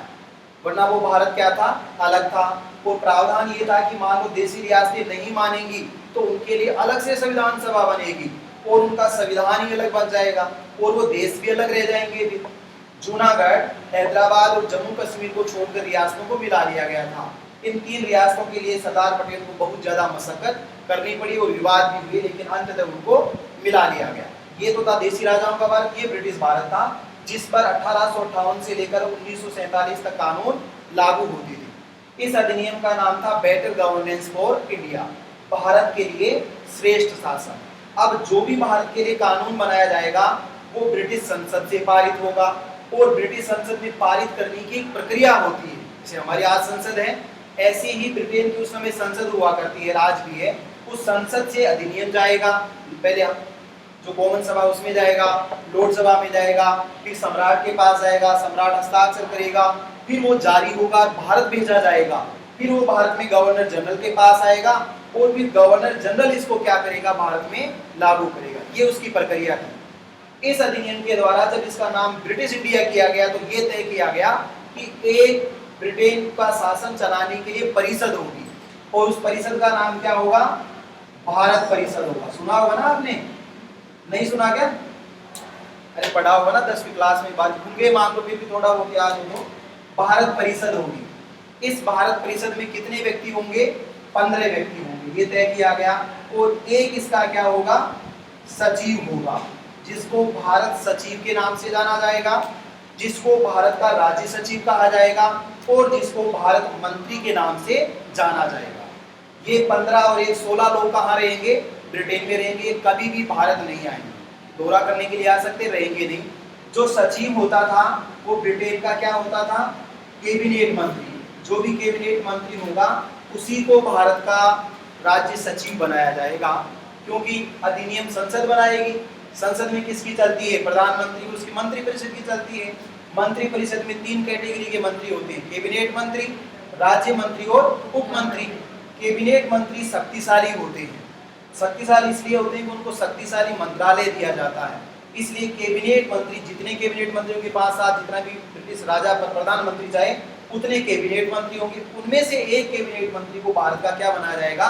मंत्री बनाया जाएगा। इसको भारत मंत्री या सचिव कहा जाएगा। ये 16 लोग मिलकर ब्रिटेन में संसद और जो उनके पदाधिकारी उनको रिकमेंड करेंगे, संसद कानून बनाएगी, और ये किसको भेजेंगे? भारत में गवर्नर जनरल को भेजेंगे। जो बंगाल का गवर्नर जनरल था उसे बंगाल और बिहार उड़ीसा का गवर्नर बनाया गया। फिर लॉर्ड विलियम बेंटिंग को पहली बार 1833 के अधिनियम के तहत जो बाहर बंगाल का गवर्नर जनरल था उसको ईस्ट इंडिया कंपनी के भारत का गवर्नर जनरल बनाया गया। इस अधिनियम के द्वारा गवर्नर जनरल को एक अतिरिक्त उपाधि दी गई जिसका नाम क्या था? वाइसराय था। इसलिए सीधा वाइसराय कहें या governor general and the viceroy of British India, ये उसका पूरा नाम था। तो महारानी विक्टोरिया ने कहा कि एक अतिरिक्त टाइटल दिया जाए वाइसराय, जिसको कहा जाना चाहिए। इस समय भारत का वाइसराय कौन था? Lord Canning. पहले तो वॉरेन हेस्टिंग्स था बंगाल का पहला governor. Lord William Bentinck Bharat, British Bharat का नहीं, कंपनी भारत का पहला गवर्नर जनरल था। कैनिंग जो था वह ब्रिटिश भारत का पहला वाइसराय या गवर्नर जनरल एंड वाइसराय था। और लॉर्ड माउंटबेटन अंतिम क्या था? वाइसराय था। तो कैनिंग से लेकर वाइसराय माउंटबेटन तक का भारत था वो वास्तव में क्या था? ब्रिटिश इंडिया था। वो कंपनी भारत में था, ब्रिटिश भारत था। तो कैनिंग को यहाँ पर वाइसराय बनाया गया और ये सचिव और कैबिनेट मंत्री और परिषद बनाएगी। अब जितने भी अधिनियम बनाए उन्होंने, उन सबका नाम अधिनियम में घोषित किया जाता था। जैसे 1919 के अधिनियम का नाम भारत परिषद अधिनियम 1919 नहीं है, उसका नाम है भारत शासन अधिनियम 1919।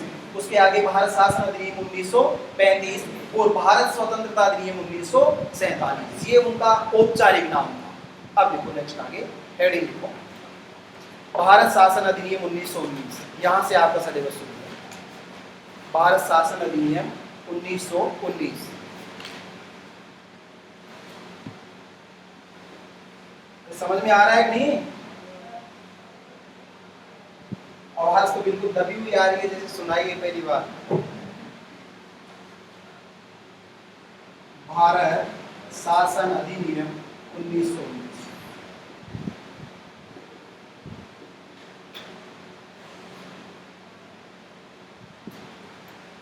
अब देखो यहाँ से आपको थोड़ा ध्यान से पढ़ना होगा, नींद आ रही है तो ना जाग जाओ।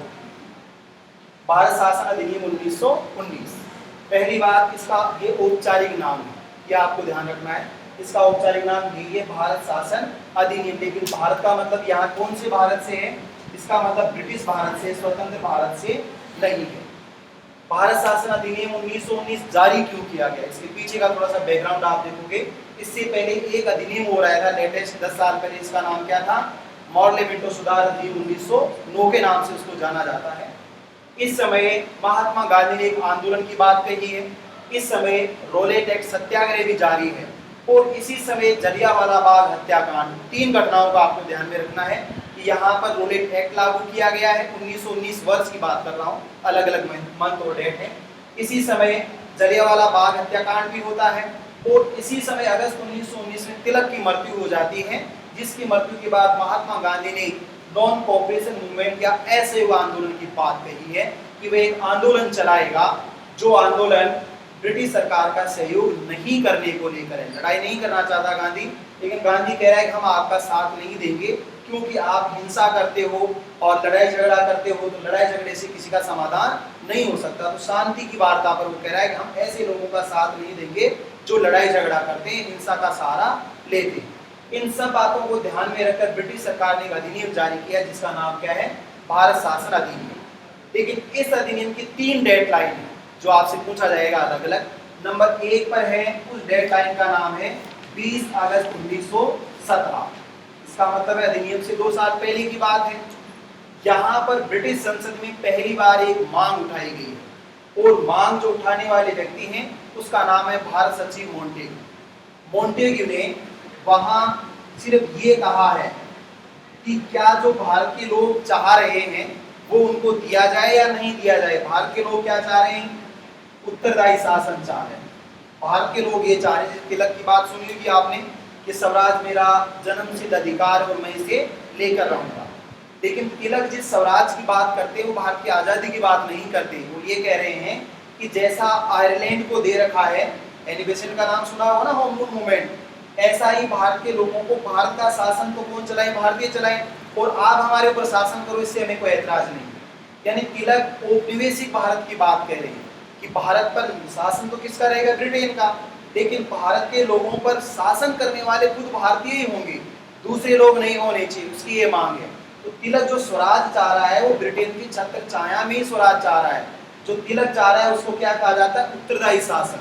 उत्तरदायी शासन का मतलब है कि जिन लोगों को लोगों के द्वारा चुना जाए वो लोगों के प्रति क्या हो, उत्तरदायी हो। जैसे आज हम सांसद को चुनते हैं या एमएलए को चुनते हैं तो वो हमारे प्रति इनडायरेक्टली क्या है, उत्तरदायी होता है। हम उसको हटा भी सकते हैं बाद में या दूसरे प्रत्याशी को जिता सकते हैं, हमारे हाथ में है, अकेले अपने हाथ में नहीं। जितने भी निर्वाचक मतदाता हैं बहुमत से जिसको वोट देंगे वो जीतेगा, इसको कहते हैं उत्तरदायी शासन। इसलिए मॉन्टेग्यू ने ये ब्रिटिश संसद के पहले सदन में, जिसको हाउस ऑफ कॉमन या कॉमन सभा कहते हैं, ये बात कही है कि भारतीयों को क्या दिया जाना चाहिए, उत्तरदायी शासन दिया जाना चाहिए। इसलिए इसको मॉन्टेग्यू घोषणा के नाम से जाना जाता है, अधिपत्र नहीं। सिर्फ मॉन्टेग्यू ने डिक्लेरेशन दिया है कि ब्रिटिश इंडिया में हमें उत्तरदायी शासन को लागू किया जाना चाहिए। लोगों ने इसका प्रतिरोध किया, इसलिए मॉन्टेग्यू की बात को स्वीकार ही नहीं किया गया। जब मॉन्टेग्यू कैबिनेट मंत्री था, भारत सचिव तो था ही था, कैबिनेट मंत्री था, उसने कहा कि अगर आप मेरी बात स्वीकार नहीं करते तो इस बात पर गौर करने के लिए उत्तरदायी शासन के लिए कमेटी बनाओ आप। तो एक ज्वाइंट कमेटी बनाएगी। इस ज्वाइंट कमेटी का चेयरमैन किसको बनाया गया, खुद मोंटेग्यू को उसका चेयरमैन बनाया गया।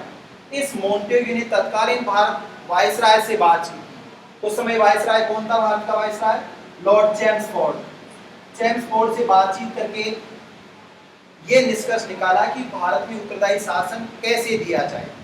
इसलिए चैम्सफोर्ड ने सहमति दे दी, मोंटेग्यू और चैम्सफोर्ड। इस अधिनियम का दूसरा नाम है जो एक बार प्रश्न पूछा गया है कि 1919 के अधिनियम को किस उपनाम से भी जाना जाता है। सेकंड ग्रेड की बात कर रहा हूँ, फर्स्ट पेपर की। मॉन्टेग्यू चैम्सफोर्ड सुधार अधिनियम इसे कहते हैं। इसे 1917 की घोषणा भी कहते हैं और 8 जुलाई 1918 को इसका क्या हुआ, प्रकाशन हुआ। इस प्रकाशन को क्या कहते हैं, चैम्सफोर्ड, मॉन्टेग्यू चैम्सफोर्ड घोषणा पत्र कहा जाता है कि भारत में उत्तरदायी शासन को लागू किया जाए। इसके जस्ट बाद तीसरी जो डेडलाइन है वो 23 दिसंबर 1919 है। ये आपको ध्यान रखना, दिसंबर 1919 में। इस समय ब्रिटेन के जो राजा हैं वो जॉर्ज पंचम है और जॉर्ज पंचम ने इसको अनुमति दी, एक लाइन कहते हुए। जॉर्ज पंचम ने इस तारीख को साइन की, जैसे राष्ट्रपति साइन करता है, सम्राट ने साइन की। साइन करके ये कहा कि मेरा एक बेटा है जिसका नाम क्या है, राजकुमार है, नाम नहीं लेता है, प्रिंस ऑफ वेल्स, वेल्स का राजकुमार प्रिंस आने वाली सर्दियों में कहा जाएगा। इस समय तो सर्दियां ही हमारे भारत में, ब्रिटेन में नहीं है। आने वाली जो सर्दियां होंगी, यानी कि 20 की बात कर रहे हो, आया 21 में था, एक्चुअली जनवरी 21 में आया था, गांधी ने प्रतिबद्ध किया कि आने वाली सर्दियों में मेरा वेल्स का राजकुमार ब्रिटेन जाएगा और वहां जाकर राजकुमार है, इसलिए वो क्या करेगा, एक नरेश मंडल का उद्घाटन करेगा। नरेश मंडल बात इसी अधिनियम के तहत नरेश मंडल का प्रावधान था। नरेश मंडल राजाओं का समूह कब बना, 1921 में। तो प्रिंस ऑफ वेल्स 1921 में भारत जाएगा और वहां जाकर राजाओं का जो मंडल है उसका उद्घाटन करेगा। यानी एग्जैक्ट आप मान सकते हो कि भारत के वो 600 देशी रियासतों का बड़ा राजा है राजकुमार, और उसका पिता कौन है, ब्रिटेन का सम्राट है। ब्रिटिश भारत से उसका कोई लेना देना नहीं है। ब्रिटिश भारत के लिए उसने साइन कर दिए कि ये अधिनियम आप जानो और आपका काम जाने। इस अधिनियम में क्या था? पहला प्रश्न तो यही आता है कि 1900 वह कौन सा अधिनियम है जिसमें ब्रिटिश सरकार का वह अधिनियम जिसमें प्रस्तावना का प्रावधान था। तो 1773 से लेकर 1947 तक लगभग 20 अधिनियम ब्रिटिश सरकार ने जारी किए। उनमें से एक ही अधिनियम ऐसा था जिसमें प्रस्तावना को शामिल किया गया था। अब नेक्स्ट क्वेश्चन बनता है, किस अधिनियम से भारतीय संविधान में प्रस्तावना के उपबंध को अपनाया गया है? किस अधिनियम से भारतीय संविधान में प्रस्तावना को अपनाया गया है? Option number 1 1909, option number 2 1858, option number 3 1919, option number 4 1935। बताओ, पीछे की लाइन से ना, आगे वाले तो सुन रही, बताओ। अरे अभी तो बताया, वो तो बताओगे हाथों हाथ। इन जितने भी अधिनियम थे, मैंने कहा 1773 से लेकर 1947 तक 20 से ज्यादा अधिनियम थे। उनमें से केवल एक अधिनियम था 1919 का अधिनियम जिसमें क्या थी? प्रस्तावना थी। इसलिए प्रस्तावना का उपबंध, ऐसे भाषा ऑस्ट्रेलिया से अलग अलग स्वरूप में, प्रस्तावना का जो उपबंध है वो हमने किस अधिनियम से अपनाया है? 1919। इसके बाद प्रश्न पूछा जाता है 1919 के अधिनियम में कितनी अनुसूचियां थी? 2 अनुसूचियां थी, 6 इसके भाग थे और 47 आर्टिकल्स, अनुच्छेद यानी कि सेक्शन थे। लेटेस्ट जो प्रश्न पूछा गया लास्ट बार, वो पूछा गया 1935 के बारे में क्या सही है? तो उसका एक ऑप्शन था कि इसमें 47 खंड थे, वो सही नहीं था ऑप्शन। 14 भाग थे, 47 खंड थे, 14 भाग थे, उसमें 351 सेक्शंस या धाराएं थी। देखो इसमें तत्कालीन भारत सचिव नहीं कहेगा, तत्कालीन भारत राज्य सचिव, अंडरलाइन कर दो इसको, तत्कालीन भारत राज्य सचिव,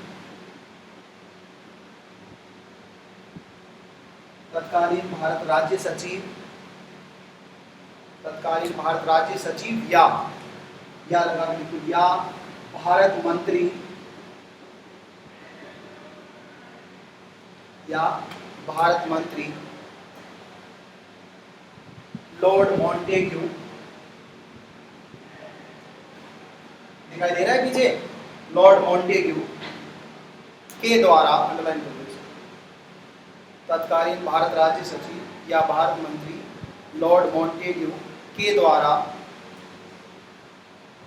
20 अगस्त 1917 को, अंडरलाइन कर दो डेट को, तत्कालीन भारत राज्य सचिव या भारत मंत्री लॉर्ड मॉन्टेग्यू के द्वारा 20 अगस्त 1917 को ब्रिटिश संसद की कॉमन सभा में, 20 अगस्त 1917 को ब्रिटिश संसद की कॉमन सभा में, ब्रिटिश संसद की कॉमन सभा में भारत में उत्तरदायी शासन, ब्रिटिश संसद की कॉमन सभा में भारत में उत्तरदायी शासन, भारत में उत्तरदायी शासन, उत्तरदायी शासन को ड्राइव कर लो, भारत में उत्तरदायी शासन की स्थापना के लिए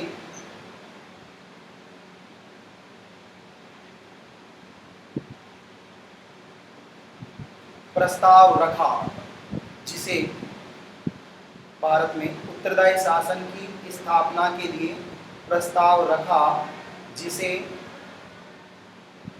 अगस्त प्रस्ताव कहा जाता है, अंडरलाइन कर दो। भारत में उत्तरदायी शासन की स्थापना के लिए प्रस्ताव रखा, जिसे अगस्त प्रस्ताव कहा जाता है, अगस्त प्रस्ताव को अंडरलाइन कर दो, जिसे अगस्त प्रस्ताव कहा जाता है। अगस्त प्रस्ताव का संबंध किस अधिनियम से था? 1919 के अधिनियम से था, यह आपको ध्यान रखना है। इसको अगस्त डिक्लेरेशन कहा जाता है। ये मॉन्टेग्यू की घोषणा थी, लेकिन घोषणा पत्र नहीं था। मॉन्टेग्यू ने केवल कहा है कि भारत में हम रेस्पॉन्सिबल गवर्नमेंट स्थापित करना चाहते हैं। नेक्स्ट लाइन, भारत सचिव मॉन्टेग्यू और भारत सचिव मॉन्टेग्यू और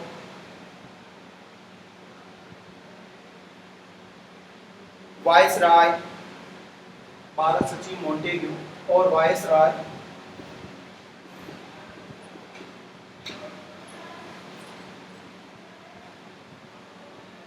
लॉर्ड चैम्सफोर्ड, चेम्सफोर्ड, उसका पूरा नाम लॉर्ड एडमिरल सैमुअल चेम्सफोर्ड था। लॉर्ड चेम्सफोर्ड के द्वारा भारत सचिव मॉन्टेग्यू और वायसराय चेम्सफोर्ड के द्वारा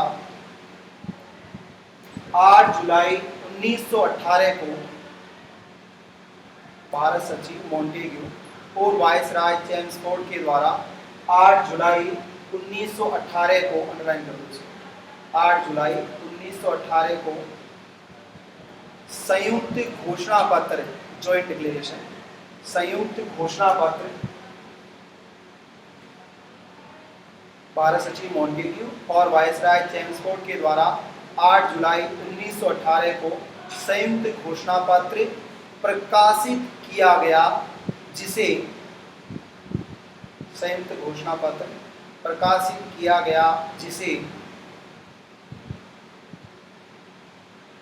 मॉन्टेग्यू डैश चेम्सफोर्ड सुधार अधिनियम, जिसे मॉन्टेग्यू, अंडरलाइन कर दो, ये पूछा गया प्रश्न है, Montagu dash Chelmsford, Montagu dash, इसे मॉन्टेग्यू डैश लगा दीजिए, मॉन्टेग्यू डैश चेम्सफोर्ड सुधार अधिनियम, रिफॉर्म एक्ट, सुधार अधिनियम कहा जाता है, जिसे मॉन्टेग्यू डैश मॉन्टेग्यू चेम्सफोर्ड सुधार अधिनियम कहा जाता है। ये प्रश्न भी पूछा गया, एक तो किस अधिनियम को ये कहा जाता है, मॉन्टेग्यू चेम्सफोर्ड सुधार अधिनियम 1919 के अधिनियम को, ये उसके जस्ट बाद पूछा गया मॉन्टेग्यू चेम्सफोर्ड सुधार अधिनियम में वायसराय कौन था, इसलिए अलग नाम तो दे दिया पर बताया नहीं, तो वायसराय कौन था, बाद में जो नाम आएगा, क्योंकि बड़ा कौन है, भारत मंत्री रहेगा हमेशा, तो पहले नाम तो भारत मंत्री का आएगा, उससे छोटा भारत में रहने वाला गवर्नर जनरल था। चेम्सफोर्ड जो था वायसराय था, इसलिए भारत में रहता था, और मॉन्टेग्यू था वो मंत्री था, तो भारत में तो रहने का सवाल ही नहीं, वो ब्रिटेन में रहता था, ब्रिटिश संसद का वो हिस्सा था, इसलिए ये ब्रिटेन में रहने वाला बड़ा पदाधिकारी था। भारत का शासन दो जगह से चलता था, एक तो लंदन से चलता था, एक कोलकाता से चलता था। कोलकाता से जो शासन चलाता था उसका नाम वायसराय, गवर्नर जनरल वायसराय था, और जो लंदन से शासन चलाता था उसका नाम भारत सचिव था। भारत सचिव, उसके साथ देने वाले 15 लोग थे, उसको भारत परिषद कहा जाता था, और जो भारत में रहता था उसका साथ देने वालों को कार्यकारी परिषद के सदस्य कहा जाता था। तो ये जो 4 और 1 बताया ना मैंने, ऐसे 8 और 1 9 लोग थे, 2 लोग मिलकर तो कलकत्ता से चलाते थे शासन, और 16 लोग मिलकर लंदन से चलाते थे, और वास्तव में सरकार कहां से चलती थी, ब्रिटेन के संसद से चलती थी। संसद का छोटा सा हिस्सा भारत परिषद, भारत परिषद के नीचे गवर्नर जनरल, और कलकत्ता से फिर अलग अलग स्थानों पर शासन चलता था। कलकत्ता से खुद गवर्नर जनरल, फिर अलग अलग प्रांतों में उसके गवर्नर होते थे, और गवर्नरों को साथ देने के लिए कार्यकारी परिषद होती थी, और चीफ कमिश्नर क्षेत्रों में चीफ कमिश्नर आयुक्त होते थे, और राजाओं से उनका लेना देना नहीं था। राजा जाने, राजा का काम जाने, कौन सा अधिनियम लाता है, कैसे शासन करता है, सिर्फ पैसा देने का काम राजा का था, कि पैसा उगाकर कलेक्ट करके लोगों को देगा, और कलेक्टर का नाम दीवान हुआ करता था, जिसको आप आईएएस कहते हो आज, डिस्ट्रिक्ट मजिस्ट्रेट या डिस्ट्रिक्ट कलेक्टर, वो दीवान कहलाता था। 1772 से शुरू किया था उन्होंने, उससे पहले वो आलिमदार कहलाता था मुगल काल में, उससे पहले मौर्य काल में उसको आहरा के नाम से जाना जाता था। कलेक्टर का मूल काम ही क्या है, राजस्व का संग्रहण करना, ये इसलिए वो पावर होती है उसके पास। रेवेन्यू मैटर में वो मजिस्ट्रेट भी होता है, दंड देने वाला अधिकारी, लेकिन न्याय नहीं करता, वो केवल पनिश कर सकता है। इसलिए यहाँ पर ये जो उद्घोषणा है उसको जॉइंट डिक्लेरेशन कहा जाएगा। इस तारीख को इसी को प्रकाशन हुआ, और इसी को बाद में ब्रिटिश सरकार सम्राट ने क्या किया, इसी घोषणा पर साइन किए। इस घोषणा में क्या था, ये प्रपोजल था। नेक्स्ट लाइन, 23 दिसंबर 1919 की तिथि को, 23 दिसंबर 1919 की तिथि को, क्या तारीख को, की तिथि को ब्रिटिश सम्राट जॉर्ज पंचम ने, 23 दिसंबर 1919 की तिथि को ब्रिटिश सम्राट जॉर्ज पंचम ने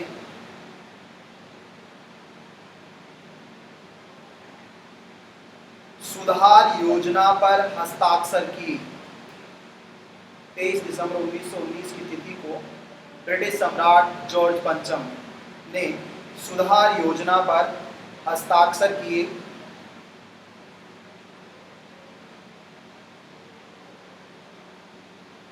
जिसे भारत शासन अधिनियम 1919, जिसे भारत शासन अधिनियम 1919,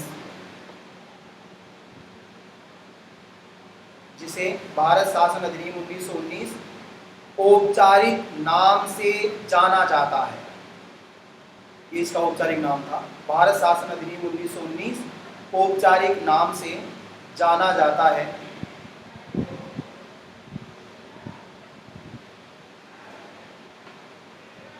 देखो ये आप ध्यान रखोगे, भारत अधिनियम 1919 का औपचारिक नाम क्या था? इसके अलग अलग नाम हो गए। पहला नाम है मॉन्टेग्यू घोषणा, दूसरा नाम है मॉन्टेग्यू-चेम्सफोर्ड सुधार योजना, तीसरा इसका नाम है भारत सुधार अधिनियम जिसको कहा जाता है, और जो वास्तविक इसका नाम है भारत शासन अधिनियम है। इसके अलावा जो नाम है वो इसका नाम नहीं है, जैसे भारत परिषद अधिनियम 1919। ऑप्शन आएगा निम्न में से कौन सा नामकरण 1919 का नहीं है? तो भारत परिषद अधिनियम 1919 नहीं है, मॉन्टेग्यू घोषणा है, मॉन्टेग्यू-चेम्सफोर्ड सुधार अधिनियम भी है, सुधार योजना भी है, और भारत शासन अधिनियम 1919 भी है। भारत परिषद अधिनियम 1919 इसका नाम नहीं है, जो बार बार लिया जाता रहता है, इसलिए आपको बता देता हूँ। औपचारिक नाम क्या था? भारत शासन अधिनियम 1919 है। इसमें भारत का मतलब ब्रिटिश भारत से था, स्वतंत्र भारत से नहीं था। ये प्रश्न भी पूछा गया, ब्रिटिश भारत में क्या शामिल नहीं था? ऑप्शन नंबर 1 चीफ कमिश्नर क्षेत्र, option number 2 British governor general और उसकी कार्यकारी परिषद, ऑप्शन नंबर 3 ब्रिटिश भारत के प्रांत, ऑप्शन नंबर 4 ब्रिटिश भारत की देशी रियासतें। देशी रियासतें ब्रिटिश भारत का हिस्सा नहीं थी, ये आप ध्यान रखोगे।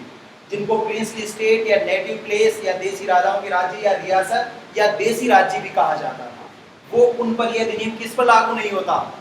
प्रिंसली स्टेट पर यह अधिनियम लागू नहीं होता है।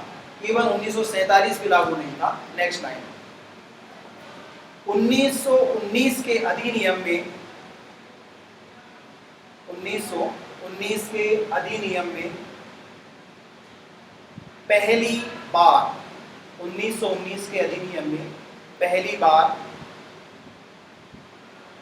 प्रस्तावना को शामिल किया गया। प्रस्तावना को अंडरलाइन करो।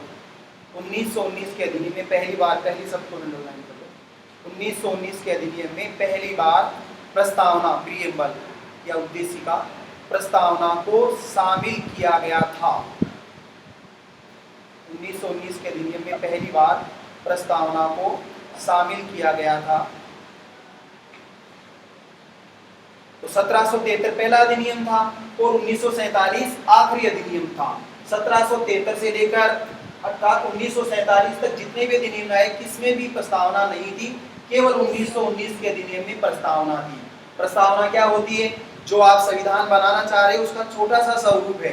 आप कह सकते हो कि दर्पण जो होता है संविधान की आत्मा, इसको कह सकते हैं, दर्पण भी कह सकते हैं। ठाकुर भार्गवदास इसने कुंजी कहा है, संविधान की आत्मा कुंजी है, दर्पण है। प्रस्तावना को ही क्या कहेंगे? संविधान कहेंगे। जो संविधान की वर्तमान प्रस्तावना में कितने शब्द हैं? 86 शब्द हैं और 12 पंक्तियां हैं। ये 86 वर्ड, ये 395 अनुच्छेद हैं और 12 अनुसूचियां हैं और 22 भाग हैं। इसके अलावा कुछ भी नहीं है संविधान में, क्योंकि संविधान में जैसे आप न्याय पढ़ोगे, समानता पढ़ोगे, स्वतंत्रता पढ़ोगे या अन्य गणतंत्र पढ़ोगे, लोकतंत्र पढ़ोगे, पंथ निरपेक्ष पढ़ोगे, समाजवाद पढ़ोगे, गरिमा पढ़ोगे, बंधुत्व पढ़ोगे, यही क्या है, इसके अलावा कुछ है ही नहीं संविधान में। इसलिए वो कह रहे हैं कि प्रस्तावना ही क्या है? संविधान है। अब इस प्रस्तावना में हमारी प्रस्तावना में अंतर है, क्योंकि हमारी प्रस्तावना पंडित नेहरू ने संविधान सभा की 5वीं बैठक में रखी, जिसको उद्देश्य प्रस्ताव कहते हैं। उसमें उन्होंने 8 उद्देश्य रखे स्वतंत्र भारत के लिए, लेकिन ब्रिटेन के लोगों ने जो प्रस्तावना रखी उसके 4 उद्देश्य थे। और उसका पहला उद्देश्य था कि भारत ब्रिटेन से अलग नहीं होगा। इसका मतलब क्या है कि भारत जो है, ब्रिटिश भारत, वो ब्रिटेन का क्या रहेगा? गुलाम रहेगा। आजादी का नाम नहीं है, क्योंकि उत्तरदायी के नाम पर आप ये नहीं कहते कि हम तो आजाद हो गए। इसलिए प्रस्तावना का पहला उद्देश्य यही था कि ब्रिटिश भारत ब्रिटिश साम्राज्य का अभिन्न हिस्सा बना रहेगा। उसके आगे बाद में कहेगा वो प्रस्तावना में, एक लाइन और लिख लो। नेक्स्ट, 1919 के अधिनियम में 1919 के अधिनियम में क्रमशः 2 अनुसूचियां, क्रमशः का मतलब ऐसा ही क्रम है, क्रमशः 2 अनुसूचियां, 6 भाग, 2 अनुसूचियां, अंडरलाइन कर देना इनको, 1919 के अधिनियम में क्रम से है 2 अनुसूचियां, 6 भाग 6 पार्ट्स, 6 भाग और 47 अनुच्छेद या धाराएं थी। अनुच्छेद 47 अनुच्छेद थे। देखो 2 प्रश्न आएंगे, दोनों में पहली बात ये आपको ध्यान रखनी है, इसमें प्रस्तावना है, 1935 में प्रस्तावना नहीं है। 1935 का अधिनियम बड़ा था, ये छोटा अधिनियम है।